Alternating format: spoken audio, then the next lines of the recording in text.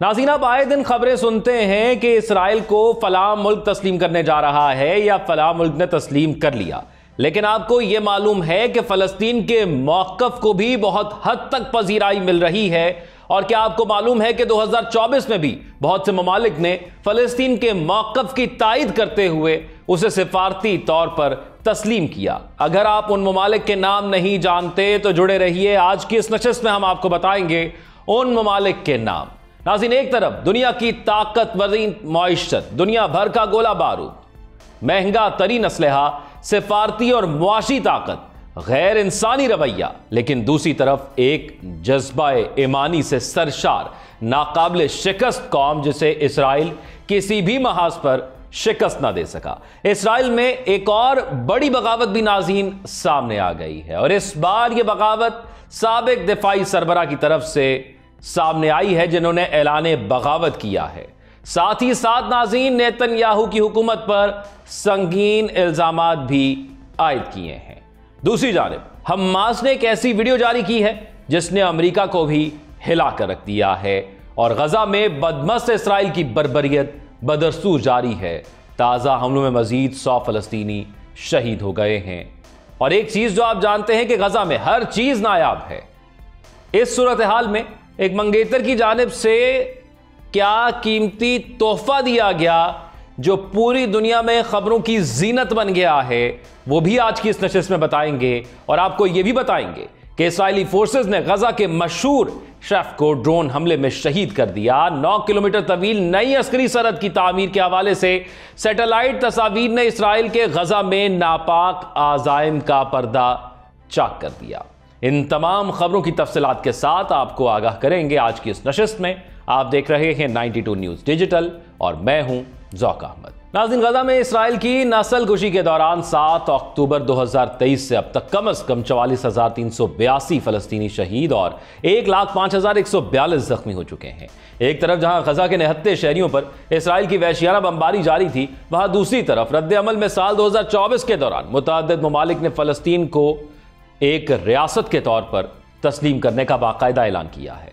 Al Jazeera के मुताबिक रमा बरस गजा पर इसराइल की जारी जारियत के दरमियान 9 ममालिक Armenia, Slovenia, Ireland, Norway, Spain, Bahamas, Trinidad और टोबागो, जमैका और बारबाडोस ने फ़लस्तीन की रियासत को बाज़ाब्ता तौर पर तस्लीम किया है।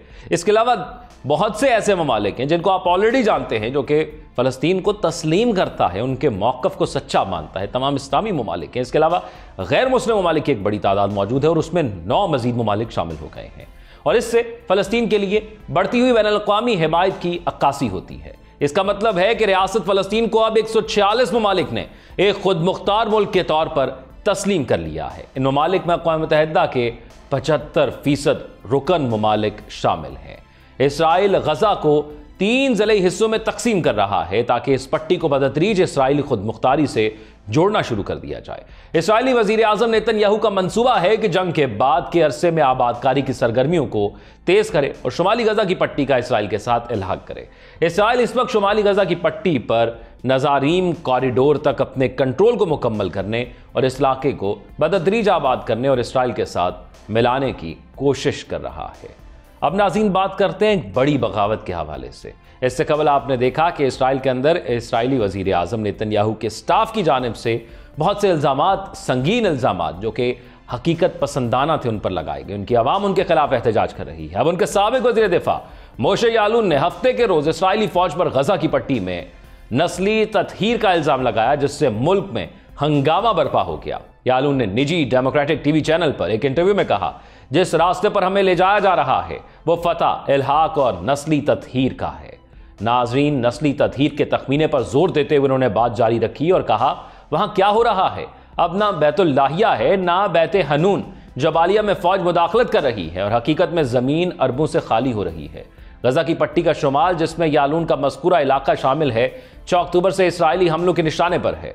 74 साला यालून 2002 से 2005 के दरमियान गजा से इसराइल की यकतरफा इनखला से कबल इसराइली फौज के सरबराह थे। वज़ीर आज़म नेतन्याहू के साथ इख्तलाफात की वजह से 2016 में मुस्ताफ़ी होने से पहले उन्होंने वज़ीर दिफा और नायब वज़ीर आज़म के तौर पर खिदमात अंजाम दी। उनके तबसरे पर इसराइल में फौरी गुस्से का इजहार किया गया। इंतहाई दाएं बाजू के कौमी सलामती के वज़ीर اتمار بن گوئر نے کہا کہ ایسی شخصیت کا فوج کا سربراہ اور وزیر دفاع ہونا اسرائیل کے لیے شرم کی بات ہے۔ یالون کے بیان سے مراد بین الاقوامی فوجداری عدالت کا فیصلہ تھا، جس نے غزہ میں انسانیت کے خلاف جرائم اور جنگی جرائم کے شبے میں نیتن یاہو اور ان کے سابق وزیر دفاع یوآف گیلنٹ کی گرفتاری کے وارنٹ جاری کیے ہیں۔ اس ماہ کے شروع میں اقوام متحدہ کی ایک خصوصی کمیٹی نے وسیع پیمانے پر شہری ہلاکتوں، فلسطینیوں پر دانستہ مسلط کیے جانے والے حالات کی طرف اشارہ کیا۔ کمیٹی نے کہا کہ غزہ جنگ پر اسرائیل کے خلاف مقدمہ نسل کشی سے مطابقت کی بنا پر تھا۔ غزہ میں موجود جنگ کے تناظر میں اقوام متحدہ نے اس لفظ کا پہلی بار استعمال کیا۔ اسرائیل نے اقوام متحدہ کے اس جائزے کو اسرائیل مخالف الزامات قرار دے کر مسترد کر دیا ہے۔ اب ناظرین بات کریں گے ایک ایسی ویڈیو کے حوالے سے جس نے امریکہ کو بھی ہلا کر رکھ دیا ہے۔ حماس نے یرغمالی کی ویڈیو جاری کی جس سے امریکہ میں بھی ہلچل ہو گئی ہے۔ وائٹ ہاؤس سے جاری اہم بیان میں کہا گیا ہے کہ اگر حماس قیدیوں کو رہا کرتی ہے تو کل جنگ ختم ہو سکتی ہے۔ غیر ملکی میڈیا رپورٹس کے مطابق ہفتے کے روز فلسطینی تنظیم نے ایک ویڈیو جاری کی ہے جس میں اسرائیلی نیاد امریکی ایڈن الیگزینڈر نیتن یاہو اور ڈونلڈ ٹرمپ سے التجا کر رہے ہیں کہ وہ انہیں بھول نہ جائیں۔ ویڈیو جاری ہونے کے چند گھنٹے بعد اسرائیلی نیاد امریکی یرغمالی کی والدہ نے کہا کہ انہیں وزیر اعظم نیتن یاہو نے یقین دلایا ہے کہ یرغمالیوں کے معاہدے کے لیے حالات تیار ہیں، جبکہ الیگزینڈر کے بیٹے ایڈن کو گزشتہ سال 7 اکتوبر کو حماس کے جان بازوں نے اسرائیل کے اندر سے یرغمال بنایا تھا۔ اور ناظرین آپ کو معلوم ہے کہ ان یرغمالیوں کے حوالے سے اسرائیل کے اندر احتجاج ہو رہے ہیں اور یہ احتجاج نیتن یاہو کے گھر کے باہر بھی ہوتے رہے ہیں۔ ہفتے کی رات بھی ایک احتجاج ہوا۔ ہفتے کی رات تل ابیب کے یرغمالی چوک پر ریلی سے خطاب کرتے ہوئے یہ کہا گیا کہ ویڈیو دیکھ کر لرزہ طاری ہو گیا ہے۔ اس چوک پر یرغمالیوں کے اہل خانہ کئی مہینوں سے ہر ہفتے اکٹھے ہو رہے ہیں۔ وائٹ ہاؤس نے بھی ویڈیو کے بعد ایک بیان جاری کیا جس میں کہا گیا ہے کہ وہ ویڈیو کے بعد ایڈن الیگزینڈر کے اہل خانہ سے رابطے میں ہیں۔ وائٹ ہاؤس کی قومی سلامتی کونسل کے ترجمان شان سیوٹ نے کہا کہ غزہ میں جنگ کل رک جائے گی اور غزہ کے باشندوں کی تکالیف فوری طور پر ختم ہو جائیں گی۔ اگر حماس یرغمالیوں کو رہا کرنے پر راضی ہوتی تو مہینوں پہلے یہ جنگ ختم ہو چکی ہوتی۔ انہوں نے مزید کہا کہ ایک معاہدہ ابھی میز پر ہے۔ حماس کا ایک وقت جنگ بندی اور قیدیوں کے تبادلے کی تجاویز بات کرنے کے لیے قاہرہ پہنچا ہے۔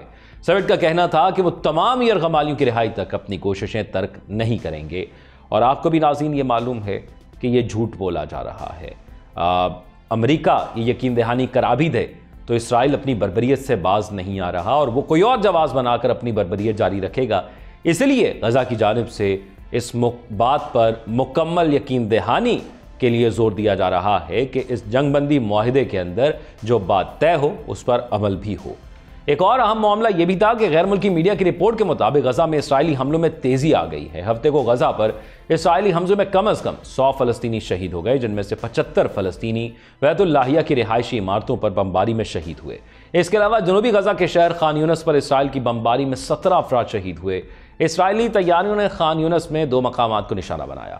غزہ میں خوراک تقسیم کے دوران اسرائیلی حملے میں 3 امدادی کارکن بھی شہید ہوئے۔ حملے کے بعد امدادی ادارے نے غزہ میں خوراک تقسیم کا کام بند کر دیا۔ رپورٹ کے مطابق شمالی غزہ میں اسرائیلی محاصرے کے دوران وحشیانہ زمینی اور فضائی حملوں میں 2700 فلسطینی شہید ہو چکے ہیں۔ رپورٹ میں بتایا گیا ہے کہ غزہ میں فلسطینیوں کو سنگین غذائی بحران کی صورتحال کا سامنا ہے۔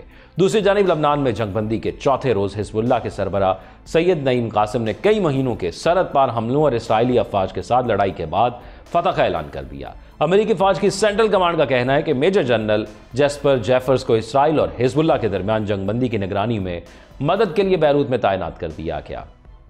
فلسطین کی وزارت صحت کے مطابق 7 اکتوبر سے اب تک اسرائیلی حملوں میں 44,382 فلسطینی شہید ہوئے، جبکہ اسرائیلی حملوں میں مجموعی طور پر 1,05,142 فلسطینی زخمی ہوئے ہیں۔ ادھر لبنان پر اسرائیلی حملوں میں اب تک 3,961 افراد شہید اور 16,520 زخمی ہوئے ہیں۔ اسرائیلی فورسز نے غزہ کے مشہور شیف محمود المدہون کو ڈرون حملے میں شہید کر دیا ہے۔ الجزیرہ نے رپورٹ کیا ہے کہ ہفتے کے روز امدادی گروپ غزہ سوپ کچن کے شیف اور شریک بانی محمود المدعون اسرائیلی ڈرون حملے میں شہید کر دیے گئے۔ امدادی گروپ کے مطابق ہفتے کی صبح ایک اسرائیلی ڈرون محلے پر منڈلا رہا تھا جو کمال ادمن ہسپتال سے شیف محمود کے نکلنے کا انتظار کر رہا تھا۔ جیسے ہی وہ باہر نکلے انہیں نشانہ بنایا گیا۔ امدادی گروپ نے کہا کہ ہمیں یقین ہے کہ شیف کو بیت اللحیہ میں مصیبتوں میں محصور کمال ادوان ہسپتال کے مسائل حل کرنے کے لیے ان کی غیر متزلزل لنگن کی وجہ سے شہید کیا گیا۔ محمود ایک لائف لائن تھے جو نسل کشی کی راہ میں کھڑے تھے۔ محمود نے اپنے پیچھے 7 بچے چھوڑے ہیں، جن میں سے سب سے چھوٹا 2 ہفتے کا ہے اور سب سے بڑا اسپتال میں زیر علاج ہے، جو اسرائیلی کوارڈ کاپٹر کے حملے میں شدید زخمی ہو گیا تھا۔ اور ایسی بہت سی کہانیاں آپ کو ملیں گی، وہ انفرادی طور پر بھی ہیں، وہ اجتماعی طور پر بھی ہیں، جو لوگ اس جنگ سے متاثر ہو رہے ہیں۔ ناظرین، اب اگر بات کی جائے اس معاملے کے حوالے سے کہ غزہ میں یا فلسطین میں کیا کچھ نایاب ہو گیا ہے، تو آپ کے لیے یہ بات بڑی حیرت زدہ ہوگی کہ ایک روٹی، میں اور آپ جس سچویشن کے اندر ہیں آپ جانیے اور مانیے کہ اگر آپ کو ایک روٹی کھانا ہو تو کتنی آسانی سے مل جاتی ہے، اور ایک روٹی کی قیمت ادا کرنا آپ کے لیے کتنا بڑا مسئلہ ہو سکتا ہے۔ اور آپ یہ بھی سوچیں کہ ایک روٹی کے حصول کے لیے کوئی کیا اس کو گفٹ کے طور پر بھی دے سکتا ہے؟ آپ یقیناً کہیں گے کہ نہیں، ایسا نہیں ہو سکتا، لیکن غزہ میں ہوا ہے ناظرین۔ جنگ کے دوران روٹی محبت کی علامت بن گئی ہے، اور غزہ کے رہائشی موسیٰ کے لیے بھی یہ صورتحال مختلف نہیں ہے۔ انہوں نے جنگ کے دوران ہی اپنی منگنی کا اعلان کیا تھا۔ اس رسم کے تحت یہ رواج ہے کہ مرد اپنی منگیتر یعنی ہونے والی دلہن کے لیے پہلا تحفہ کوئی قیمتی تحفہ دیتا ہے۔ اس موقع کے لیے منگیتر نے جس تحفے کا انتخاب کیا وہ چند روٹیاں تھیں۔ اپنی منگیتر کو اس کا منہ مانگا تحفہ دینے کے لیے موسیٰ کو ایک ہجوم کے درمیان گھنٹوں کھڑا رہنا پڑا، اور اس ایک روٹی کو وہ جنگ کے دوران حاصل کرنے والی سب سے قیمتی چیز سمجھتے ہیں۔ موسیٰ کی منگیتر حالہ کہتی ہیں کہ میری منگنی کے 2 دن بعد جنوب میں قحط پڑ گیا اور مسلسل 7 دن تک روٹی نہ کھا سکی۔ میرے پیٹ میں بھوک سے درد ہونے لگا۔ میں نے یہ بات اپنے منگیتر کو بتائی جو خود بھی بھوکا تھا۔ دوسری جانب ورلڈ فوڈ پروگرام کا کہنا ہے کہ غزہ میں انسانی ہمدردی کے شراکت داروں کے تعاون سے 19 بیکریوں میں سے صرف 7 کام کر رہی ہیں۔ ان میں سے 2 دیر البلاح میں، 1 خان یونس میں اور 4 غزہ سٹی میں چل رہی ہیں۔ ادارے کا کہنا ہے کہ بہت سی دوسری بیکریوں کو آٹے کی قلت کی وجہ سے کام بند کرنا پڑا ہے۔ بی بی سی ویریفائی کی جانب سے سیٹلائٹ تصاویر کے تجزیے میں ظاہر ہوا ہے کہ اسرائیل غزہ کی پٹی کے انتہائی شمال میں ایک نئی ملٹری ڈیوائڈنگ لائن بنا رہا ہے۔ ملٹری ڈیوائڈنگ لائن سے مراد 2 علاقوں کے درمیان ایک ایسی تقسیم ہے جو یہ واضح کرتی ہے کہ کسی بھی مسلح تصادم یا جنگ کے دوران فریقین کے مابین محاذ کہاں تک تھا۔ شمالی غزہ اسرائیلی فوج کے قبضے میں ہے اور اسرائیلی فوج اس علاقے کو کلیئر کر رہی ہے۔ حالیہ سیٹلائٹ تصاویر اور ویڈیوز ظاہر کرتی ہیں کہ اسرائیل کی جانب سے برہ روم اور اسرائیل کی سرحد کے درمیان موجود سینکڑوں عمارتوں کو منہدم کیا جا چکا ہے۔ ان عمارتوں میں سے بیشتر کو دھماکہ خیز مواد کی مدد سے زمین بوس کیا گیا ہے۔ تصاویر میں یہ بھی دیکھا جا سکتا ہے کہ اسرائیلی فوجی اور ان کی گاڑیاں نئی ملٹری ڈیوائڈ لائن کے پار کھڑی ہیں۔ تجزیہ کاروں کا کہنا ہے کہ تصاویر سے لگتا ہے کہ غزہ میں نئے زون قائم کیے جا رہے ہیں تاکہ اس سے مستقبل میں کنٹرول کرنے میں آسانی رہے۔ اسرائیلی فوج کے ترجمان نے بی بی سی کو بتایا کہ وہ شمالی غزہ میں دہشت گردوں اور ان کے انفراسٹرکچر کو نشانہ بنا رہے ہیں۔ بظاہر سیٹلائٹ تصاویر سے لگتا ہے کہ اسرائیل فلسطینی شہریوں کو شمالی غزہ میں واپس جانے سے روکنے کی تیاری کر رہا ہے۔ اقوام متحدہ کے مطابق غزہ کے اسرائیل حماس جنگ کی ابتدا کے بعد سے غزہ کے انتہائی شمال سے 1 لاکھ سے زیادہ لوگ اپنے گھروں سے بے دخل ہیں۔ سیٹلائٹ تصاویر سے ظاہر ہو رہا ہے کہ رواں سال اکتوبر کے آغاز سے خاص ترتیب کے تحت شمالی غزہ کی پٹی میں سڑکوں کے درمیان عمارتوں کو منہدم کیا جا رہا ہے۔ یہ وہ علاقہ ہے جہاں جنگ کے آغاز سے قبل غزہ کے شہری بستے تھے۔ غزہ میں مشرق سے مغرب تک قائم کی گئی یہ نئی ملٹری ڈیوائڈ لائن تقریباً 9 کلومیٹر طویل ہے۔ یہ غزہ شہر اور شمالی غزہ کے علاقے جبالیہ، بیت الحنون اور بیت اللہیہ کے درمیان قائم ہے۔